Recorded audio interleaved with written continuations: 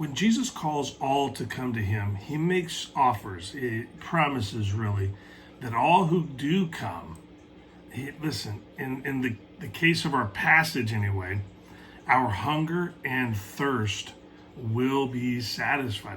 Obviously, Jesus isn't talking about physical hunger or thirst. So what is he really talking about? Well, listen as I read John 6:35 to you. John 6:35.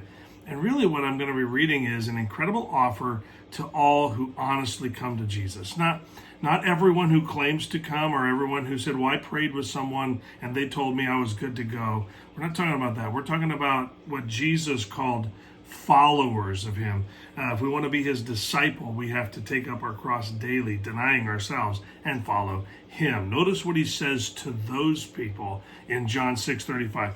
He says this, he says, and Jesus said unto them, I am the bread of life. He that cometh to me shall never hunger, and he that believeth on me shall never thirst.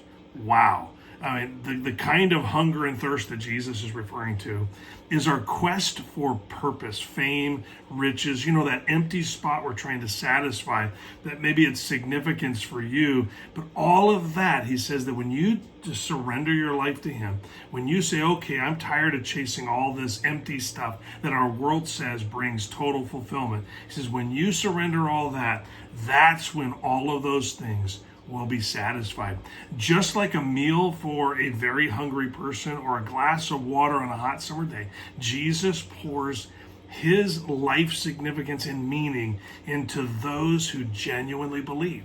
Jesus calls these people, he calls them his disciples, true followers. Most people who call themselves Christians appear to be so very hungry and thirsty for worldly pleasures. I don't know if you've noticed it, but they're still after the same pursuits. They're still trying to make their lives matter. And like yesterday, our passage called for a little personal evaluation.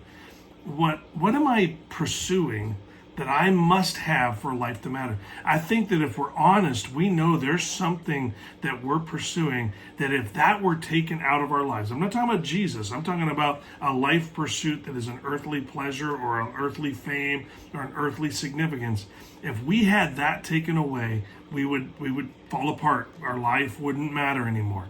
I think we all have certain things that we're pursuing. And Jesus says, when you come to me, none of those things fill that void anymore. For genuine believers, it's worship, it's service, and sacrifice for our Lord Jesus. For everyone else, it's a life of endless pursuits of pleasures and treasures that this world values.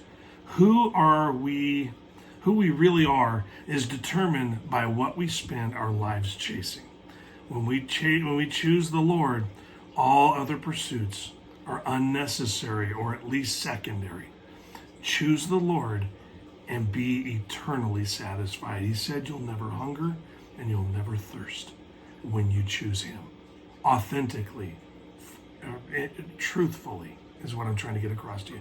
Not something that we've just added to the collective of our lives. But when we decide, okay, Jesus, your way is the way I'm traveling now, we will be satisfied. Have a wonderful day.